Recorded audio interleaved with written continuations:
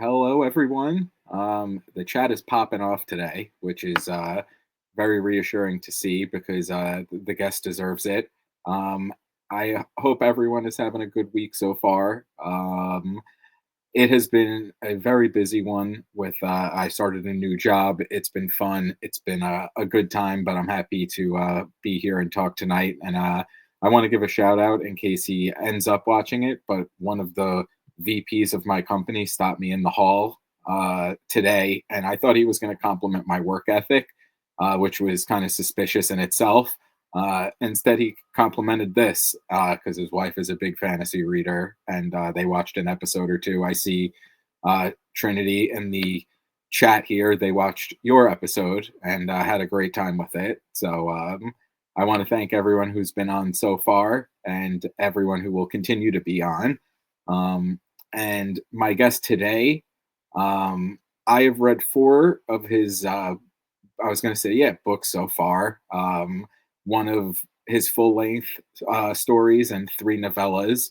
And I am going to say it before I even bring it on so he can't blush and act all adorable. But for pound, sentence for sentence, I think this person is one of the best authors that I've encountered in the last couple of years. Every line is quotable.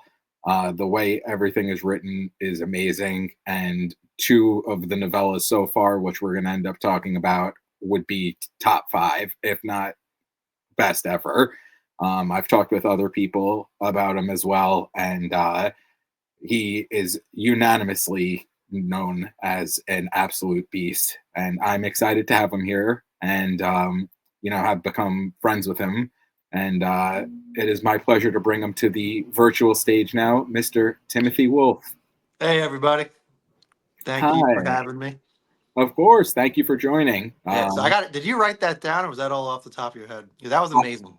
Thank you. All off the Yeah. top of the head. I'm looking to Okay. the left where I have my questions, and you'll know because I'm going to say question mark at the end of those that I read. But yeah, that was all. I knew I wanted to say it and give you your flowers because I've talked with even a couple other people. We're part of the WWP, which I don't know why we don't specify that more because if you say it quick, it sounds wrestling and exciting. It does Um, sound wrestling. well, we haven't done that, but I've talked with other people Yeah. there, and it's you know, everyone loves your stuff. And Yeah. each time something comes out, like I know other people have said you're an auto purchase author, and especially after this most recent novella, I am crowning you the novella goat Oh, thank because you. That means a lot. I really wish I could just have you follow me around and every time I enter a room, you just like give that if introduction. we do like a Secret Santa type thing, maybe I can get like a bugle, and every time you Yeah. enter the room, I can just fire it off quickly. A Yeah. little thing that comes off. But And if I want to say, if Pete's VP is watching this episode, Pete's doing a great job. He brings a lot to efficiency and circles back on a lot of things. exactly. My notes are gone. Oh God. Yes. But yes, I am very stoked to have you here. I am going to pop the cover up. This is your new novella, Protocol of Yes. Valor, which I released. finally have a copy, and I'll show you. It took a little bit, huh? Yeah, you know what's annoying is this happened with Whisper too, and like is Shane? I don't know if Shane's here. I can't read the chat, but he got a picture or he got a book before it was even live. Wow. Like he tagged me in a review, and I was like, "How the hell do you? How is this possible?" How do you have it and I not have it? Yeah, and then it was funny because DB Steele was yelling at me because he's like, "Why didn't you give me a copy?" I'm like, "I don't even have a copy. What are you talking about?" You know? This is it. Protocol of Valor, Right. standalone prequel novella from my primary trilogy.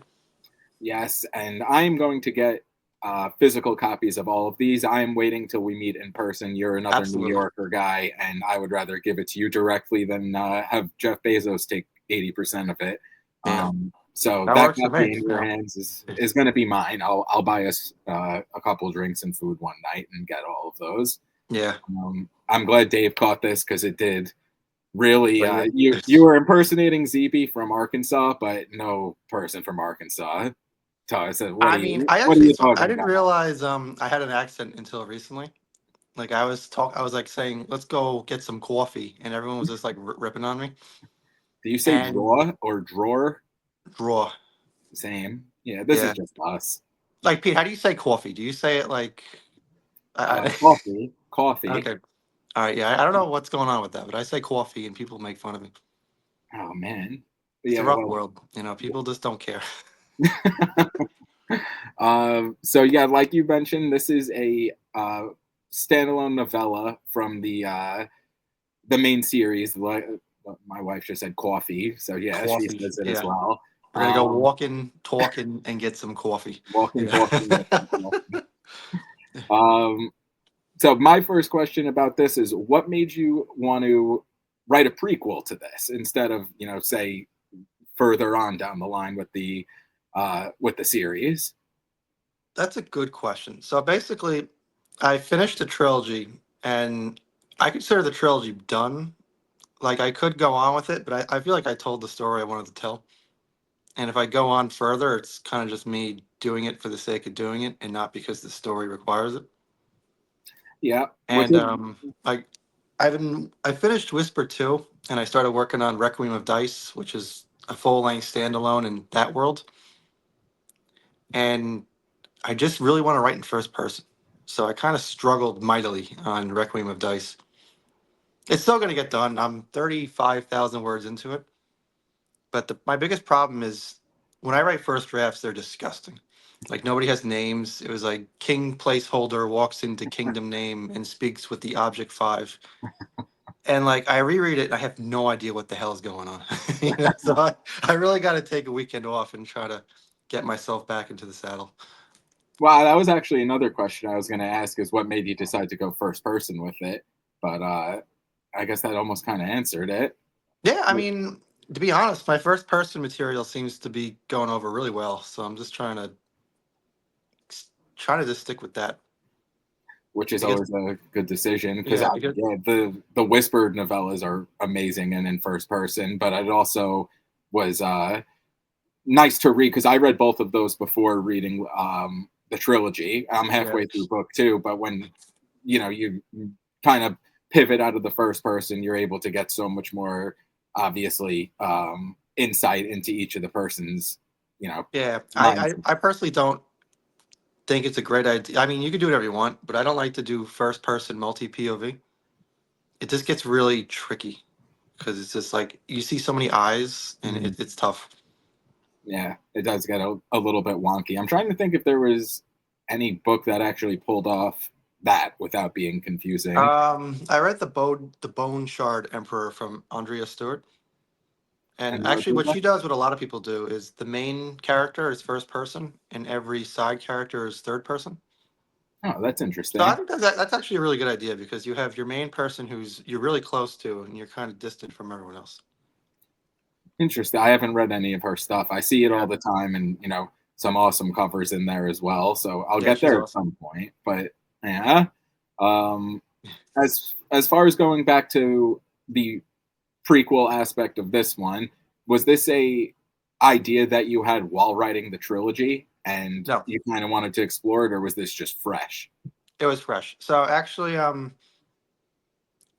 it's from the perspective of Everlay, who gets mentioned in passing a bunch of times, and later in the trilogy, you kind of hear third hand that she fought Wisdom on a whole Vanguard thing, and it's not really touched on, but it's very important.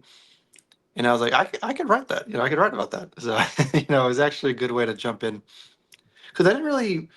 I danced with this idea or doing a really far back prequel with the gods when they were mortals. Ooh, But like, I think sometimes if you do too much with a character, you actually do them a disservice. Like yeah. I really didn't want to write like Wisdom's perspective as immortal because he was just such a different person than he was 600 years ago.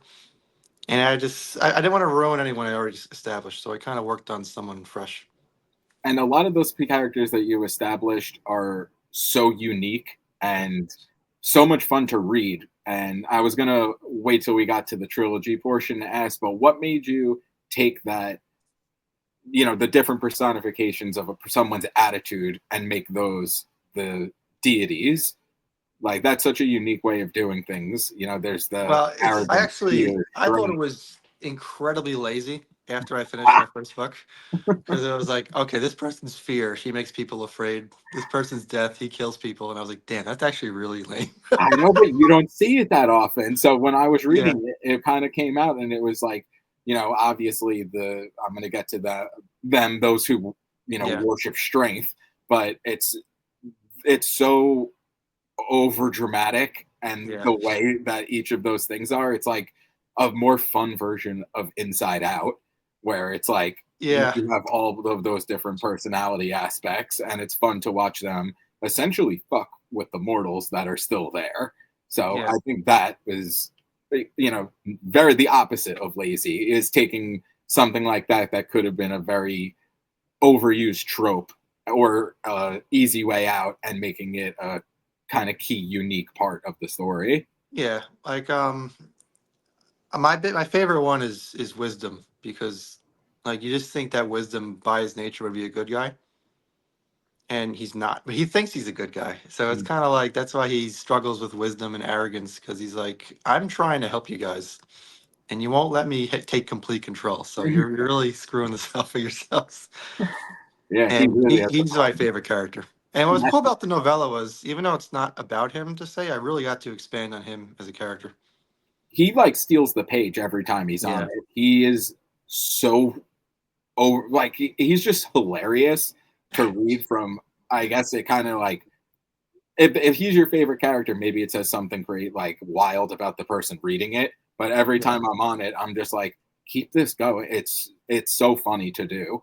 But yeah, he's a great character, and all of the other ones are as well. I feel like your character work is second to none, really, and Oh, really thank what you. makes it so much fun to read. What I really loved about him is his relationship with Francis. Is Francis, I take a lot of my toxic traits and just force them into Francis, which is alarming because most people say they hate Francis. So I was gonna that say, makes I you, was reading some other reviews, and they're like, things I don't like, Francis. yeah. And it's funny because I had to water him down because he was even more insufferable in the first couple drafts. And early beta readers were like, I just don't like this. Like, it's not bad. I just don't, just take this out. But I need him in the story. So I just kind of had to water him down.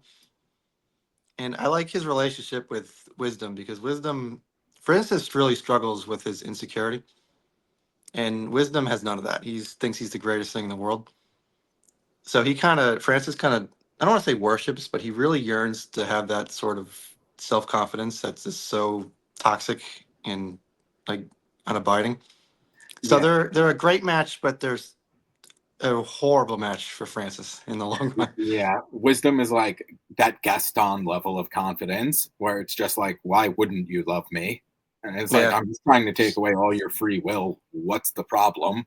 Like, you're not worth to be trusted. Well, that's the joy of it. Is it's. I mean, every villain is different, but I think the best villains are the ones that really truly believe that they're the good guy.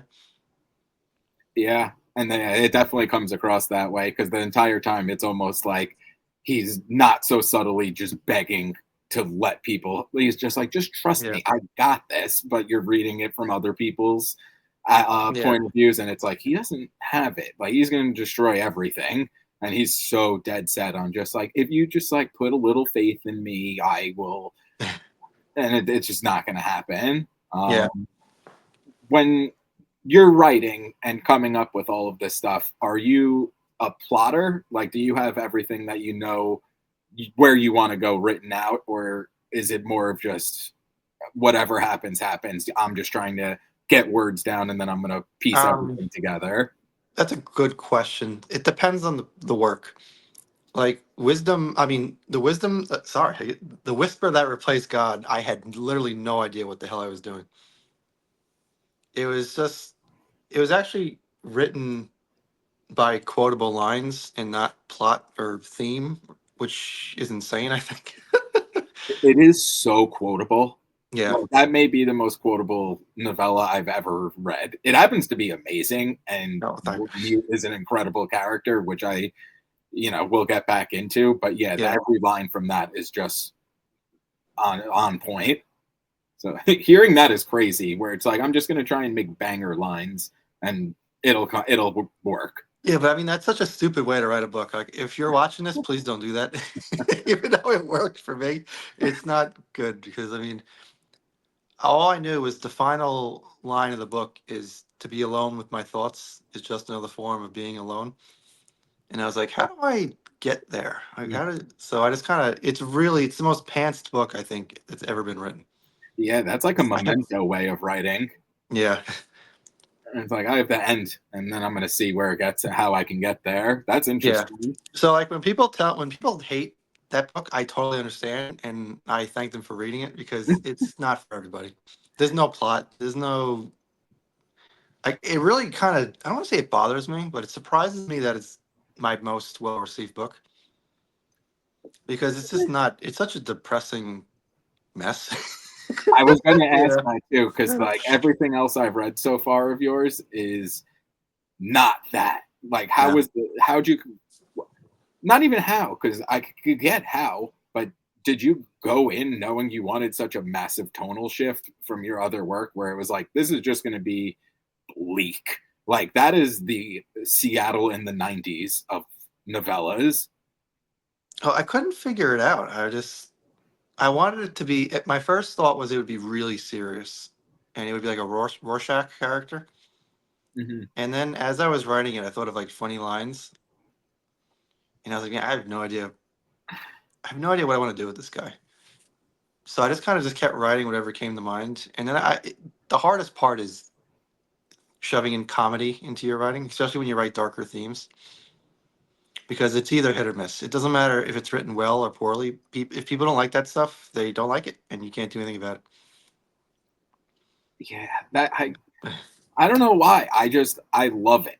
It really just like kind of hits where it makes it almost a little bit easier to read because he's Yeah, like the way Audrey just mentioned. He is out of his mind. he's Delusional. absolutely Delulu. Yeah, he's completely insane. But the way that it's written and the things that he's saying along the way are make it so much fun to read that it turns it Yeah, into maybe not as horrendously bleak and depressing as you think. Maybe because you're the person who put it down on the page, and compared to your other works, you can look at it from that aspect and everything. But yeah. Well, what's funny is this is kind of a spoiler, but not really. There's one guest chapter in my final book, Age of Arrogance, that's written in first person. And that was the one where I was like, ooh, I think I could do this for a short book, not a full book. No one would ever want to read that. But like, I just wanted to write something really short after my trilogy was over because that took a lot out of me. That really hurt me as a person. just the amount of effort that it took, or Yeah, I mean, because I didn't want to be, not to throw anyone on the bus, I didn't want to be one of those guys that wrote two books and just wouldn't put out the third one. mm, So I was like, you know what, we're gonna write all three back to back to back, no stopping, no questions asked, and I did that. It was like, and then you actually went back and kind of edited the first one a little bit as well. yeah, because like I just, it was the first thing I ever wrote, and even though I loved it, it was like there were obvious flaws. And now that I had 4 or 5 books under my belt, I was like, I can make this better. It'll never be perfect, but it can be better. Mm. And so far, the reception has been better, so I consider it a success. Yeah, because I bought the first book, I think, before the Yeah, revised copy came out, and you're like, no, don't bother with that one. The second one kicks the shit out of it, yeah. and I loved Platinum Tinted Darkness, Okay. so that kind of worked out. I'm glad in quotes you told me to wait because I'm sure it was good anyway. But It needed love. I mean, I think the trickiest thing, the dialogue was pretty weak. And if I can give anyone, if you get anything from this show, is that fantasy books are carried by dialogue. If the dialogue is weak, it's doesn't work. You know. So that's like the biggest thing. And you really got to be careful with voice. I messed this up a lot in the very first launch. Is people kind of said things that were felt like it would you would just someone would say to you on the street. And you absolutely have to avoid that. Yeah, can't make it too casual, I suppose, where it's like this Yeah, could be an everyday conversation unless that's the point of it. Which yeah, actually I wanted to ask as well, because especially reading Protocol, over the last couple days, again, I said that word for word, sentence by sentence, I think you are one of the heaviest hitters out there as well, far thank you. as packing a punch. I have some lines here where it's quote. Oh, my screen went black for a second. Where quote, where reality fails, dreams are eternal. Inequality is a self inflicted ailment which stems from mortals striving to fill the holes in their hearts with gold. There's so many more that I wrote down, but I am not Yeah. an audiobook narrator. But I could be if anyone wants to pay me. This is my first unofficial plug. I'll do it Yeah. better than that, but I like money. Um, but what I wanted to ask about that is because those are, like you just said, the dialogue's so important. The lines Yeah. are, especially in a novella where there's not as much room to make not a mistake, but you have to get the impact across in a much shorter time. When Yeah. you write something like that, and I've always wondered this, especially with like musicians and authors and that type, like the creative type, when you put something like that down, do you instantly know I fucking nailed that? Or is that on a Um, reread where you're like, that sounds good. Like I'm going to keep that, and that actually worked out well. so that's hilarious because what I'll do is I'll leave my laptop by me, and when like a banger line comes to me, I'll just write it at the bottom of the page or the bottom of the book, and I just find ways to force it into the story. Like that line you said, inequality is whatever it is. I thought of that, and I put it at the bottom, and I was like, man, how can I get Everlay to yell about capitalism and be natural about it? But sometimes what's really funny is when you think a line is a banger and nobody else does, and then a line you think is just all right is like the one that goes off. You have no idea. Hmm. I think I know, but I don't. Yeah, Like the most popular highlight I have is the one about pleasant reads on Whisper One, yeah. and I mean that's funny, but it's really not the best thing I've ever written. But that's the one. That's the big one for me. That is funny when you put it that way because it's almost like a Mad Libs type Yeah, thing where it's like I'm just going to switch two of the words around for a popular website, and like people are think that's the best one. It's kind of funny, but that was something I always wondered, especially you know as another big music fan yourself, like when you listen to a song or something like one of your favorites, and you're just yeah, like. I mentioned Nirvana before just in passing or quoted it somehow, got it brought in, but it's one of those yeah. things where you like when you think they got done with the recording of Smells Like Teen Spirit, they were just like, fuck yeah. Or you know what I mean? Where I think it you said, depends. As I remember I saw a video about Stairway to Heaven, mm, and they were asking Jimmy Page like what was it like recording that? You're making one of the greatest songs of all time, and he was like, we were all so bored." So you really never know. yeah, that's actually hilarious. Yeah, I guess it kind of is like, yeah, maybe you just don't realize like the genius of stuff that is happening in the moment, but like kind of yeah, reflecting on it. And I guess especially if you're in a band, especially you're doing it 200 times to get the right take. When you hear it at the end, it's probably like, oh yeah, this is amazing. But for the 14th flute take at the beginning, you're just like, holy shit.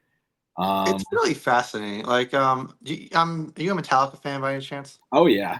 Yeah, like I remember when Some Kind of Monster came out, the movie, and then Saint Anger, the CD came out, Mhm.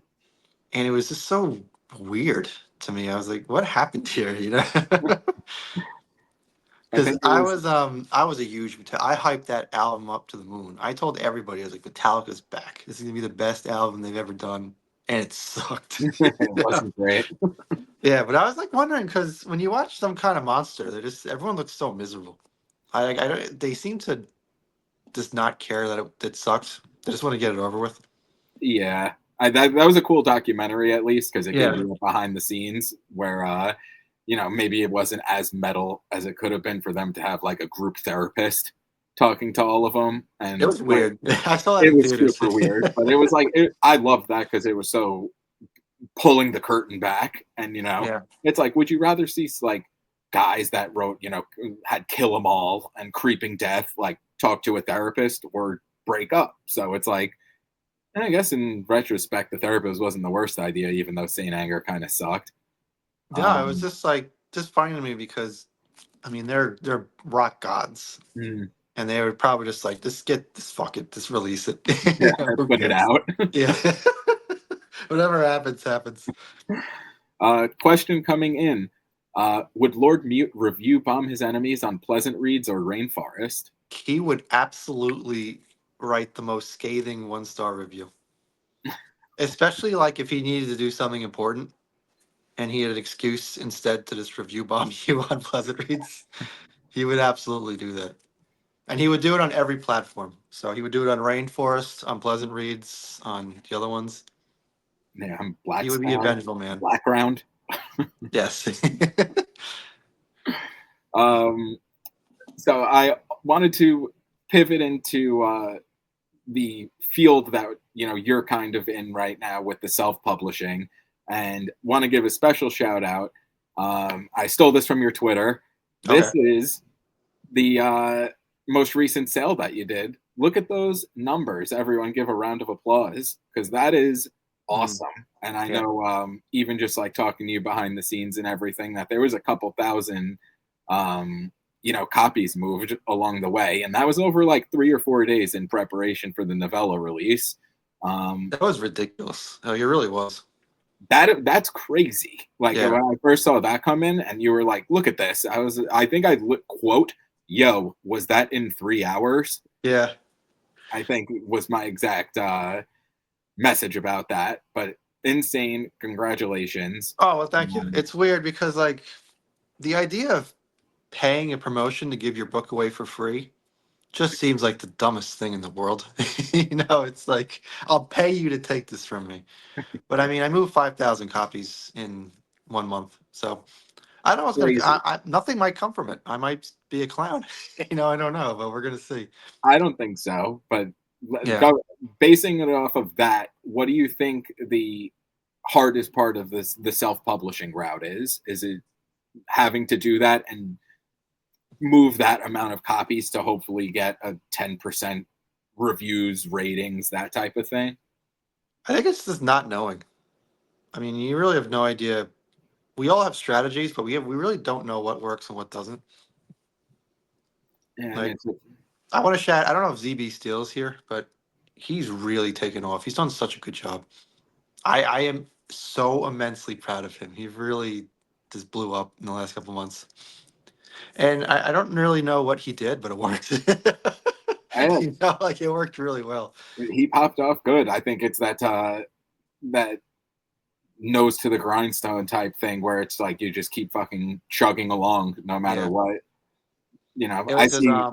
I read his first book, A Few Days More, Mhm, and ZB was always cool to me. Like he always read my books, reviewed them, and I wanted to like kind of show him some love back. So I started reading A Few Days More, and I think it had like 12 ratings on it. It was like all he had, and I was like, damn, this is actually really good. Like this is good stuff. And I wrote in my review, ZB's gonna take off soon, and he absolutely did. So mhm. I like to think that I nailed that one. Yeah, that was a good call. Yeah, But yeah, also incredibly well deserved. You know, he great is a person. master of writing dialogue. Yes. He, have you read Inkling? Yep. Man, like the scene with the joke about the prostitute, Hmm. that is gold, man. That is this S level writing. It really is. It's been fun to, especially for me, jump into this scene relatively recently and Yeah. read read for a few days more Inkling and then Whispers almost in 3 months, and you're just like, oh, he got really good really quickly. But Yeah. it seemed quickly to me because I'm reading it all back to back to back. But the process that you guys all have, and it's been very enlightening for me to be a Nice. part of. Um, the first blog and then to join Willow Wraith and see the way that everybody in there kind of bounces ideas off each other, whether it's like cover art or promotion Yeah, or like I'll be honest. Even before Willow Wraith, Bill was really close to me, and if it wasn't for Bill, I probably would have quit mm, because it just you get to a point where you're just writing books, nobody's buying them, nobody's reading them, and you're like, what the fuck am I doing? Like why am I doing this? And when you have author friends, you can kind of just because you never want to complain publicly or you'll get destroyed. You just mhm, can't do it. Like if you say no one's buying my book, sad face as a tweet, you've killed yourself. It's you're just bad. cooked. Hmm. Yeah, but if you have a friend, you can just vent in private, especially if you get like a brutal 1 star and you because you can't talk about that publicly. But if you just bounce it off a friend, it really is therapeutic. Yes. Is Bill Um, here, by the way? I just wanted to ask him something. Bill was here before. I saw him at the Okay. beginning. The other dude that we were just talking about just Yeah. popped in. Um, Oh, there's ZB. Because I wanted to give he got he's a semifinalist in BBNYA, so I want to give him a shout out. so yeah, very big shout out. I have number two here, which again I am Yeah. working on. I have everybody from our groups. I am on book two. I am on your book two. You, I'm on your book two, Bill's book two, Greg's book two, Nick's book two. Yeah. Everyone is just needs to like stop putting stuff out until I whittle this list down a little bit. And Natalie also hit the semifinals with River in the Galaxy. Very cool. Sick cover. Yeah, I have her full series. Hmm. She's brilliant. She writes like the craziest world building. Like she'll have really depressed characters and then they'll have whimsical space dragons and it's so awesome. And I don't know if Tim McKay is here, but he also made the semis. And I actually don't have the new version. I only have the old school one. Hmm. Yeah. Collector's edition now. Yes. And also Molly, who's awesome. Dark Bloom made the Molly rules. semis. Yeah, no, that was a lot of really cool people. I saw Yeah. Thomas Riley made it as well. A bunch of other people that, especially Tim McKay was in here before. Yeah. Congratulations to him. Everyone has been very supportive, which is why I like having this platform to even just Yeah. show books and be like, hey, give a shout out. So, congratulations, everybody. Um, It was funny and because like when Greg and I got eliminated last year, so I'm not throwing anyone down. When he got eliminated, I was like, this competition sucks. Nobody good ever makes it. And then like all my friends got it. So it was all good. it's all that keep grinding Yeah. aspect of things where it's like one of them can shoot you down and then the exact opposite thing could happen. Yeah, So like I saw Major Domo, which won Sphinx, got mm, cut in the first round. And that just kind of shows you how random these things are. hmm, You have it's a total coin flip. Like you could to win Sphinx and then get eliminated first round to me is bonkers. But it's all a coin flip. You don't know what's gonna happen. yeah. So like if you get eliminated from these things, don't take it to heart. You really I feel like qualified to say this since I made the finals last year. It's all luck. I don't care what anyone says. Like obviously a better book has a better chance, but it just depends on what judge you get. You have no say in these things. And for anyone who's watching who runs these contests, if judges don't like a genre, don't put them in charge of judging that genre.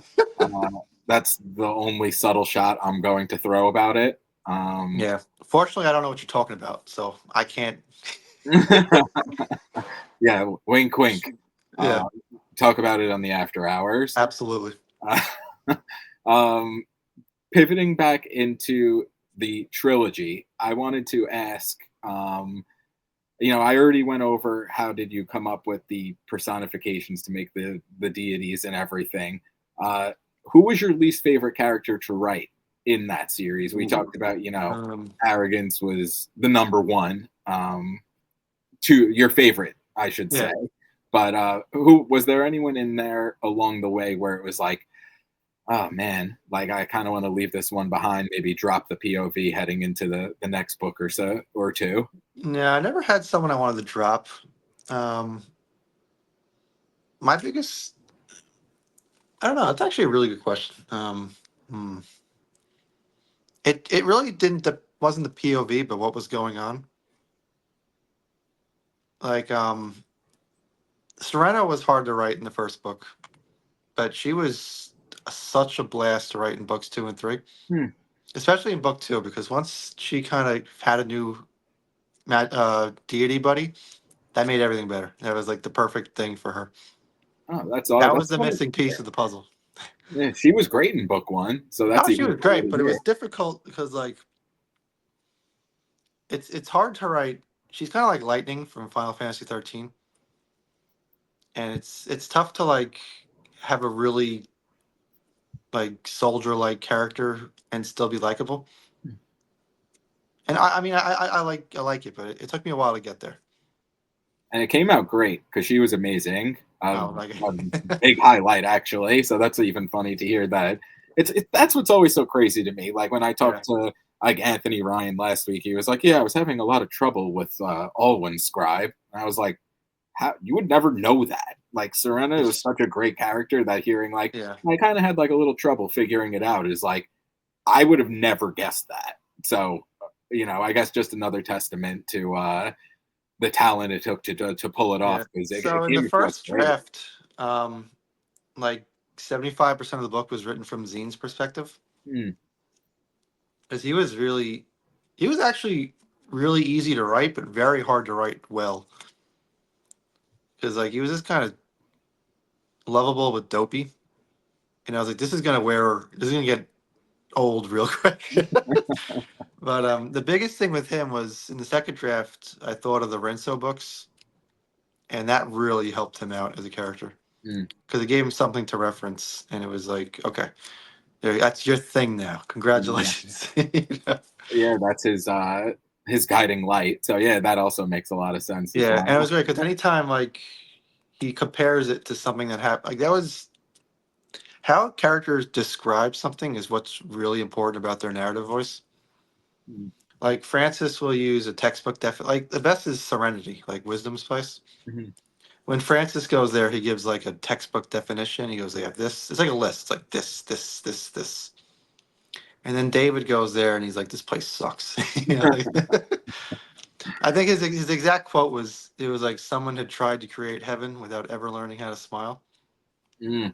And See like that another doesn't, banger quote. yeah, it's funny because that actually doesn't tell you anything. But since you already know what the place looks like, you're just hearing his description of something you already know what it looks like. Mhm. So Yeah, that's why I like having. I was actually really the first time you get a description of Anonymous is from Sardonyx, which is hilarious. I think because he describes it as just like the worst place ever, and it's supposed to be like the pinnacle of humanity, and he's just like, this is the worst thing I've ever seen. yeah.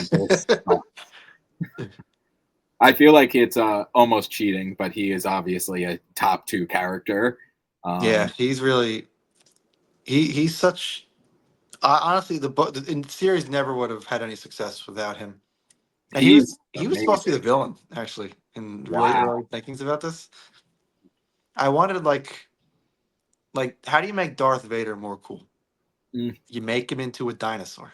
You know, it's so I- I wanted like Sardonyx was gonna be like Darth Vader is a dinosaur. And then it just didn't make any sense. So, I just kind of made him this tone deaf, unbeatable warrior. yeah, but he's hilarious. Yeah, and he doesn't realize he's hilarious, which is my favorite part. No, it's the best part about it. Yeah. Like, every other character is just like, what the fuck is this guy talking about? Yeah. And yeah, but when you're reading it, amazing. Why lizards? I don't know. I mean, no, it's really funny is no one's ever asked me that. And you would think it's Really? like a really important question. That was like the first thing that I wanted to ask you. I have that in Yeah. bold on I my. was actually, I don't know. You kind of, that's the most difficult question I've ever been asked. I had no idea. But I mean, I'm, like, I got this. I'm a big fan of lizards.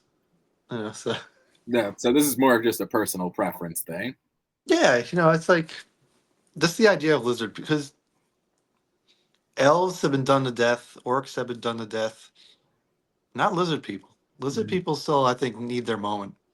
Yeah, they really do. They only got it in Elder Scrolls that they've been Yeah, they look properly awesome in Elder represented. Scrolls. That was actually really where I got the humanoid thought for them because Mm, they fit in so perfectly.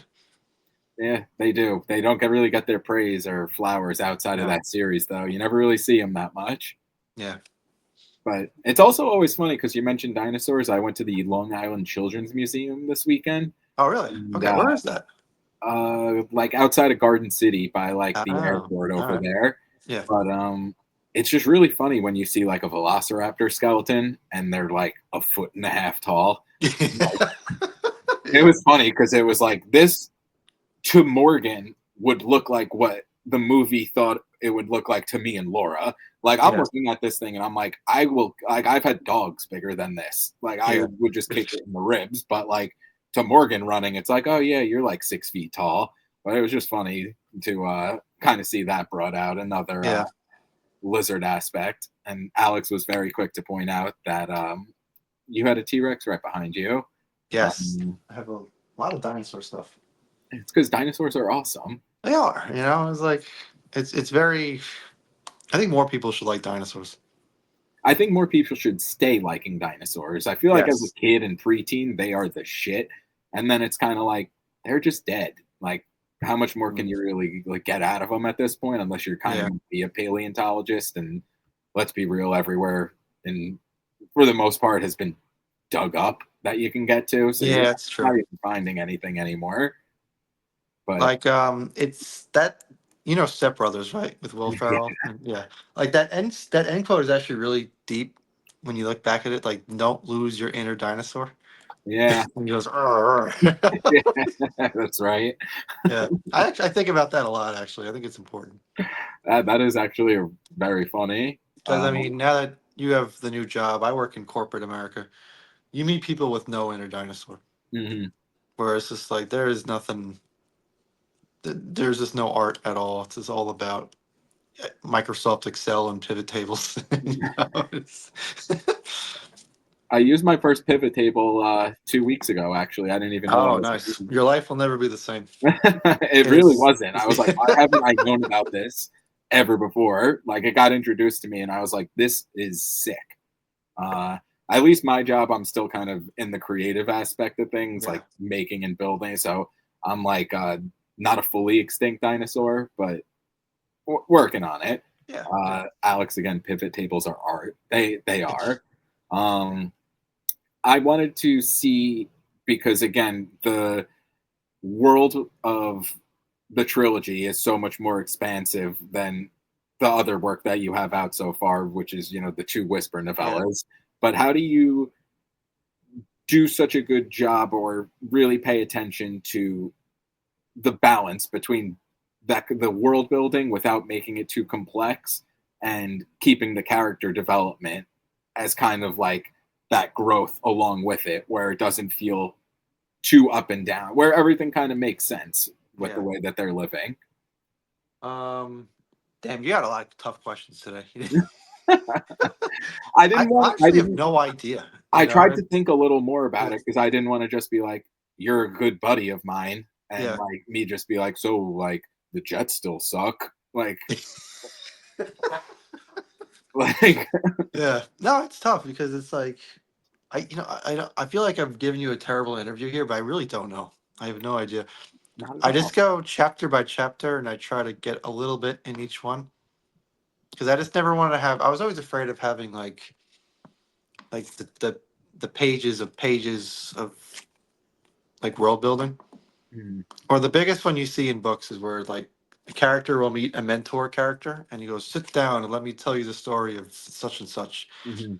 And it's the most unnatural conversation that's ever happened. Exhausting. It happens all the time. And Mhm. it's what's funny, it happens in really good books. Yeah. Like Sword of Kaigen is one of the best fantasy books of all time. Mhm. And there's a scene where there's just a parents telling a child this really long block of like world building. It took forever, and it was in, like, the middle of such an incredible book. Yeah. Yeah, I actually really forgot about that. That was an amazing book. Oh, it's just one of the Um, best books ever written. So I'm not really not. It's a masterpiece. I'm just saying I find those things funny. yeah. Like Rage of Dragons has one too, where Tao meets his lady friend, and she's like, "Sit down and let me tell you pages upon pages of world building." And it's like, yeah, no, no, thanks. That's where you need like the 15-second skip button. And it's like, Yeah, but okay, I don't do that, and sometimes it pisses some people off because they're just like, I'm 60 pages in, and I have no idea what's happening. yeah, but I So prefer that. Like as a you kind of learn it organically as yeah, opposed to a giant info dump that two yeah. nobodies So I will mean, make it's really fun of about years down the balance. line. I don't know what the balance is. Mm. Like, I obviously think I did a good job with it, but some people don't agree. So I have no idea. Yeah. I don't know why, because I felt it was very well done where you're kind of learning along with the people. So I Yeah, always appreciate that a lot more than like you said, where it's like, let me introduce you the history of our culture. And you're just like, holy shit. Like because I hate that stuff. Like, I don't really care about world building, which is probably blasphemy as a fantasy writer. I just care about characters. Mhm. I feel like that took a much bigger turn for me when you start reading especially like Joe Abercrombie, where Oh yeah, you read he's the genius. first Law trilogy and almost nothing happens. Yeah, But character work is, oh, this is the best series of ever potentially, and it's strictly just because of the characters. yeah. I actually almost DNF'd the first law, Mm. but it had such a powerful reputation. I was like, all right, let's just keep going. Let's see what happens. And then by the end, they're like, this is the best goddamn thing Right? I've ever read. Yeah. You know? That was like crazy turning. I have to I've given a couple people like my copies of that, like my Yeah, brothers, like their friends, and it always gets passed around. And it's just like, just roll with it. Like, yeah, it'll get there. That's one of those where I wouldn't fault someone for being like, this just isn't for me. But as yeah. far as Like, character I don't work, know if Mike Molman is here, but he hates that series. And what's really funny is he hates that series, and he started reading mine. mm, And I was like, fuck, because if he doesn't like the first law, he's gonna hate my work. But then he actually ended up enjoying it. So it's all perspective. mm, 'Cause, I mean, listen, that man is a genius. He just writes amazing stuff. mhm. Yeah, that he catapulted to the top uh, Yeah, for me, I which still haven't read The Devils. I have to read The Devils. I have it on my desk, and I think I'm like 110 pages in, and Okay. it's like amazing, obviously, but just like with how much I'm trying to read and Yes. stay on top of this, it's like gathering dust. And it's one of the reasons why I'm like, yeah, like, oh man, like I kind of want to get to that at some point. But Yeah. hot take, Joe Abercrombie's really good. Um, Yeah. I mean, and now to a pivot. I'm going to do a couple of rapid fire questions, super vague, nothing to do with okay. your books necessarily, unless you want them to. Uh, one, if you could only recommend one book for someone to read in a weekend, what would it be? Um, Royal Apprentice from Robin Hobb. I read, is that's not the first book, that's It Assassin's is. Apprentice. It's the worst in the series, but Mm. um, Royal Assassin is peak fantasy. So once you get through the first book, it's the best series of all time. That's my I have opinion. all three on my Yeah. shelf over there. So I I like the first one. Like, got all 16 of them. You can't probably see them, but they're there. yeah, it was really good, but it was like, oh my god, I feel so bad for this dude. Yeah, Um, it gets so much worse. It's I've never seen a character treated so poorly over 16 books. I know that's all I keep hearing, but then when you read it, it's like, oh, it's one of those books where you're like transported into the world, and it's like Yeah. this is fantasy where you're living and breathing it on the page. So, all right, I'll do book two. You've convinced me, especially since I already own it. If you don't like Um, Royal Assassin, don't bother because to me that's it. Royal Assassin's a masterpiece. all right, And Assassin, what is it? It's Assassin's Apprentice, Royal Assassin. Then there's so many names. This is a lot of names. yeah. All right, so that's that. What's a book that you've read recently that needs to be made into a TV show? Ooh, okay. So it's not recently actually, but I'm still gonna say it. I really wish. I think Rage of Dragons would be an awesome TV show. Mm, by Evan Winter, I think, right? Yes. Yeah, I have him over there as well. Still need to read it, but very high praise. All right, so two books that you're just crushing my TBR with. Yeah. He's Um, awesome. I don't know what's going on with his third book, but I imagine it's coming out one of these days. Famous last words. Hopefully Yes. not. Uh, what world would be your least favorite to live in? Hmm. Oh, definitely the Poppy Wars. Oh, that's a good choice. Yeah, that was because I that came to mind because I read that immediately after Rage of Dragons. Hmm. But that was a brutal story. It was- Did you read the whole trilogy? yes, I did. What do you think of it? I had to stop after book one because it was just so unpleasant. This is just my opinion. Book one is the best by a really large margin, Hmm. but I still am glad I continued on. All right, so I'll check that out at some point. Great first half, and then it felt, I get it. I'm a history major. I wrote Yeah, a thesis on like the rape of non-king in college. yeah, So I everything I was reading, I was like, I wrote about this. This is real. So it wasn't like a this is too dark and yeah, horrific. yeah, yeah. It just is what it is. People are horrible. But it was I feel like the main character was just not for me. So Nah, and she stays that way the whole series. yeah, She that's actually gets hard. worse if you could believe it. So it's I almost can't because reading yeah, about all of that stuff, it's like having someone you really hate tell you the worst things about humanity. You're just gonna be like, I got it, like enough. yeah. It was fun because I read that 2 or 3 years ago, right before I guess a summer barbecue. Oh, So I'm just like laying there in bed reading atrocities, and then like an hour later eating hamburgers, and it's weird. well, at least your day got better. Yeah, Uh, but it's still it's like I'm upset and you guys don't know why. You know? and then the last one, what is your most and least favorite fantasy trope? Ooh, I think my favorite right now is when the hero and one of the antagonists team up in the end to fight the real big bad. Mm, Like let's say just Goku and Vegeta fight Frieza. I love stuff like that. mm. And what do I hate? I don't know. Like, give me some ideas. I'll tell you if I hate them or not. Oh my god, dude. Um, I usually don't hate something. It really depends on enemies, how it's done. enemies to lovers. I like that, so that's actually a good one for me. Because you love romantasy. Yes, I just love couldn't think of anything, romanticism. and I looked at your header and was like, this. Um, yeah. It's Oh, actually really funny because when I read A Court of Thorns and Roses, like they don't like each other at first. I'm like, you guys are gonna work this out. I know how this goes. I'm trying to even think about another trope then. I guess I'm probably gonna be a hypocrite here, but unhappy endings. Okay, Well, that I makes mean, sense. because I will elaborate on that. If it's one book, it's okay. Like Mhm. Empire Strikes Back is a sad ending, but if I read a 10-page series and everyone dies in the end, I'm gonna be really mad. Yeah, Like that's not for me. no, not a fun time. We Yeah, got like I mean, Whisper One has a bummer ending.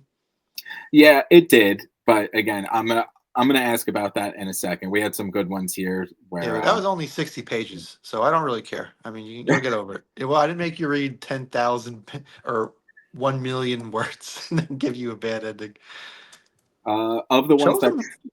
that Trinity is listed here. I think my least favorite of those, well, again, we'd already talked about it, the mentor archetype, where it's just like anything you need to learn, I will teach you. And it's like I think that's um I use that, so I can't be too bad on it. different way of usage though. Yeah. Well, because I didn't kill my mentor. So I mean I always think there was the big because I think the funniest trope is when the mentor just yells lore at people and then immediately dies in the next chapter. That's what I mean, that type of thing, where it's like Yeah. I am here to info dump you and tell you what you need to do, and then out of nowhere we're gonna get attacked and I'm going to die. Yeah, but Trinity had one actually I didn't think of, but love triangles really suck. They always suck. No one ever does them well. I Exhausting. don't care. Yeah. I was reading another book. maybe like a year or two ago, and it was awesome. I Yeah. really enjoyed it, but there was a Pearl Harbor love story in Oh it, man. and it was one of those, and I was just like, "Oh boy!" Like you go from like really Yeah. loving the story to all of a sudden you're like, "Now this character is just Ben Affleck." Like I Like, can't even listen, picture him anything but. if the character is 16, it's cool. I mean, I get it. You don't really know yourself at that point. But if you're like 36 and you're in a love triangle, just get therapy. I mean, stop it. Just Just stop it. run. Yeah, you're too old for this. You know? Um, and I also wanted to ask about the whisper that replaced God, because I also wanted to make sure I know that the same cover artist did all of your work. So if Yes, we could give him a shout out, because yes. He is Alejandro Colucci, and he worked on really high level stuff. He worked on the Witcher series and some Assassin's Creed stuff, and he's on Reedsy, if you know what that is. It's kind of like a high end self publishing platform, if that makes sense. Like you can hire people who have worked in really prestigious fields. And I asked him if he wanted to work. I thought he would tell me to like go away because I was an absolute nobody. I had like 30 Twitter followers at the time, but he was so nice. He helped me through every step of the cover process. and that's awesome because the whisper Yes. cover is peak. Like that is sick.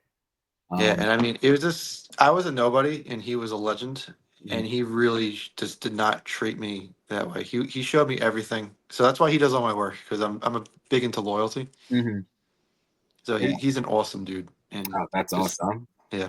And here I was not knowing him, and I was like, "Let me give this indie guy a little bit of a shout out today," No, he's a big not name. He is. realizing he's like fucking awesome. He's actually worked with Joe Abercrombie and Robin Hobb. Okay, so you're welcome for the free promotion, my friend. Yeah, but Uh, he. I mean, I don't even the skill is one thing, but his attitude was really what made me impressed. and it's always it. That's why I wanted to like have a show like this where it's Yeah, kind of talking regularly because you get to know the actual like you're the author so much more, and it comes across much more genuine and cool as opposed to having someone, whether it's a written interview and you can't get like any of the yeah, charisma or personality across, or just like, so when did you first fall in love, like, so yeah, how do you like, I feel like just talking and having regular conversations is like, okay, I haven't read this person's stuff yet, but they're a cool person, so I'll take a shot on it and give it a try. So hearing that you reached out to him and having that pedigree that he did and was still super cool about it, I love that. That's yeah. awesome. It because it's really it's very difficult when you don't know what you're doing. There's just so many little steps, and if you get any one of them wrong, the process fails. Mhm. Like you have to get the template, you have to get it to match the template. You need the measurements. You need it's just there's a lot of steps. There's so much that I didn't realize that goes into all of this. Um, Probably just me being super naive, but Oh, every dude, there's nothing wrong. I was for anyone who doesn't admit that, I think is lying because it's a crazy amount of work. insane. Like I didn't even know that like they were beta readers and arc readers, like all of this until I saw like a Yeah, post for it, and I was like, I don't know what that means. And like eventually, the process speaks for itself. But it's just funny to see all of the little things along the way. Even in like we're talking about like an artist yeah, that's completely separate from the book itself, how much work goes into that. It's just funny how all of these things come yeah. together. It's like I'm really fortunate. I have 6 books out, so I kind of don't care. Like I feel like when I write something, it's probably good enough, you know. But when you're working on that first book, it's the scariest thing. You Mhm. have no idea if it's good or bad. And that's why, like the first version of Platinum Tinted Darkness, I think had 25 beta readers, Mm. and it needed more. It just needed everything because you just you don't know what's good, or at least I didn't. So it's a very scary process. Mhm. Yeah, it's very interesting to learn all the behind the scenes of all of that. um as far as other stuff, we've Yes. talked about talked about the six books so far and everything. I think you mentioned at the very beginning that the next thing you're going to be working on is the full length Whispers uh, world. Yeah, that and I really want to write a cozy romantasy Mm, and a first person short story version. Like the trope fated mates. no. Oh, well, it's kind of like when two people are destined to be together. Fated mates. I wanted to write Oh, fated mates. I thought hates. you said knights. Oh, Okay. sorry. Instead of fated mates, fated hates, where they're they're fated to hate each other. All right. So yeah, there's that twist. Yeah, and then they find out that they actually don't hate each other. And All it'd be right. really nice and cozy. All right. So So yeah, we'll see. I don't know. I really got to finish Requiem of Dice, or ZB's gonna break my legs. yeah, dude, he's getting less happy by the day. Yeah. Which is funny because the next time we talk, and if it's still not out, we can kind of talk less positively about him if he's still hating on you for not releasing it. No, dude, he's been so good to me. I will never hate on that man. You're gonna make me do it myself then. Yeah. Fine. No, Um, because like he was he didn't change when he blew up, and I really respect that. mhm. He was just same dude he was a year ago. It's cool. Yeah, but it's nice to see that happen where Yeah. it doesn't, especially in that initial moment of blowing up, it not go to someone's head. It's like very reassuring, like Yeah. that someone is that level. So Yeah, it, that it man is a certified bro. yes, Like he he is. gets the bro stamp of approval. You Yeah, know? except the only thing is he hasn't, which I'm going to bring up to you, hasn't watched The Wire. Yeah, it's actually I mean a lot of people who've never seen The Wire. Yeah, but why? I don't know. It's a masterpiece though. It's like really one of the best shows ever made. I 100% agree with that. Yeah. I'll probably watch it later tonight. Um, Yeah. as far as shows go, what are some other hobbies? Any shows, movies, that type of stuff? Video game guy? I was a huge video game guy until I started writing. And now I just don't have time. I really don't. Hmm. I'm afraid I really want to play Baldur's Gate 3, but I'm afraid I'll never write again. Like Michael Roberti got Baldur's Gate 3 and I haven't seen him in months. Yeah, so it definitely seems like one of those things that suck you in. Yeah, it's almost like when we were like younger and Counter Strike came out, and it was Oh like, man. well, what's going on Friday? And it's like five people are just like, yeah, we'll play like LAN Counter Strike, or Yeah. I'm not seeing you. And it's like that same type of vibe. I remember playing Counter Strike from like 10 o'clock at night to 11 o'clock in the morning the next day. Hmm. Like my mom would get up to go to her nurse job, and her stupid son is just sitting there shooting people like Counter Strike. You know? Oh, it was so much fun though. It really was the best of times. It was. It was a lot of fun. All those games. I remember in college we used to have the back-to-back screens and play 8 on 8, Yeah, Blood Gulch, Capture the Flag in the first Halo, and that was like it. yeah. It That same was, thing where it was like I'm getting to go to college and play video games instead of learning anything. But yeah. But you learn a lot from playing video games. You depending on the game, learn I a lot suppose. about like slurs. I was gonna say, yeah. Yeah, you Yeah. end up with a doctorate and getting punched in the face in real life. Yeah, I remember I used to play I played Street Fighter 4 like religiously when it came out. And people would say things that was like, oh man. Yeah, mean. People are mean. Funny Yeah. sometimes, but mean. Um, but the other big news of the day, which I wanted to ask, because I know we're both big music people, I know Ozzy where you're going with this. Yeah. Ozzy Sucks, dude. Osbourne. No one could have seen it coming, but Ozzy has died. Yeah. What was your favorite concert that you've ever been to? And don't say Sleep Token. No, I've actually never seen Sleep Token live. I have a feeling they put on an amazing show I'm based sure on what they I've do. seen. That's what's so frustrating because it looks sick. Yeah. No, I do you like Sleep Token or are you a hater? I'm a hater. Okay, that's cool. I respect that. I don't know. I think it's brilliant, I but need I to. absolutely I can understand someone saying this is the worst thing I've ever heard. I don't know why though.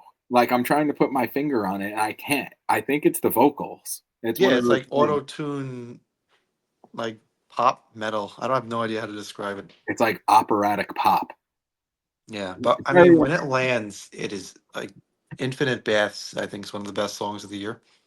all right. So I'm gonna have to check that out as well Yeah, then. but to answer your question, I'm gonna give you I'm gonna give you three answers actually. Mm, So the first concert I ever went to, I was 18, and my uncle took. It's fitting. He took me to Ozfest. nice. So I saw the final three bands were Black Sabbath, of course, Iron Maiden, Mm, and what are they called? Uh, Mudvayne. Mudvayne, blast from the Yeah. past.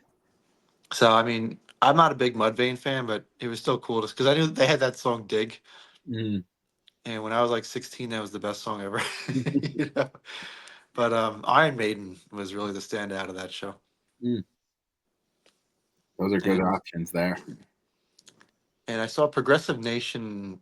I think it was 2008. It was Opeth, Dream Theater, and that's all I remember. So I guess that's all that matters though, because those are like the two big names. And I saw the big four at Yankee Stadium, which was Metallica, Slayer, Megadeth, Anthrax. Yeah, that's sick. Yeah, I took my brother. That was his first concert. Wow. Yeah, and people kept stealing our stuff because I was supposed to be watching over him. I was drunk. We kept buying T-shirts and we kept getting stolen. Oh man. That's epic. If you are interested, I think me and my brother and a couple of friends were. Have you heard of Ailstorm? Hailstorm, like, hey, Ale Storm. no, I haven't. All right, I'm gonna rock your brain. They are pirate metal, and Okay. yeah, it's like power metal, like that type of Judas Priesty like Oh, type okay. thing, but Yeah. not. They sing about being pirates, and people in the crowd show up with swords and eye patches and Oh, that's amazing. yeah, it's like Jimmy Buffett crowd, but for metalheads. So um, I think we're gonna go. It's in Brooklyn. You are more than welcome. I will mark you in as shotgun right now if you decide. Okay. Um, but one way or another, um, we'll be hanging very soon. So I Yeah, think I'm sorry. I know I'm not. I kind of dropped the ball on that. That's my fault. no, we each did, but Yeah. Well, I I mean, you have forgive a you. You family, so that's a apologize lot to of me. for you. But yeah, dude, I am really glad that you wanted to come on, and I appreciate the enthusiasm in doing so, and especially behind the scenes, whether it was transitioning to like a new job and helping even just pick out the name for this. You're always there with good advice and input, so I just wanted to thank you for that for I appreciate that. helping giving me a push. Yeah, Um, it's all good, dude. I'm glad, happy to be here. Where can, before we close out here, where can the people in the chat and who will be watching find you online? What are the socials and can they buy direct like I would like to do? So, can't buy direct yet. Maybe one of these days. I'll be honest. I make 95% of my royalties from ebooks, so I kind of just focus on those. And I hate to say it, but they're all Amazon. Amazon runs the show. I'm too small of a dog to fight back, you know. But I'm on Twitter, on Instagram, on Blue Sky, and Goodreads, Yeah, the big which four. under the name Tim Wolf Author. Tim Wolf, author. I'm going Yes. to share all of that stuff as well. Yeah. I want to thank everyone in the chat tonight because it was popping off, which I very much appreciate. It's fun Yeah. when other people have fun. And again, just wanted to thank you for coming on the show. Absolutely. And Thank you for having me. of course, and everyone who is here, go and buy Tim's stuff. Like I said, I Absolutely. will Yeah. Immediately. No, don't wait till just close this interview and buy every book. before you should have a Every. separate browser open. You shouldn't even have to close it. I don't want to lose the viewers either, but there's that plus sign at the top right. Go onto Amazon, buy his stuff because I do not say things lightly. Like I said at the very beginning and halfway through, pound for pound, you're not going to find a better author than Tim, and I Thank am you so not much. exaggerating at all. So go out there and do it. And I am anxiously awaiting, probably not as much as ZB, but whatever comes next, especially with Lord Mute. But thanks again Yeah. for coming, and we'll talk to everyone soon. All right. Goodbye, everyone. Bye.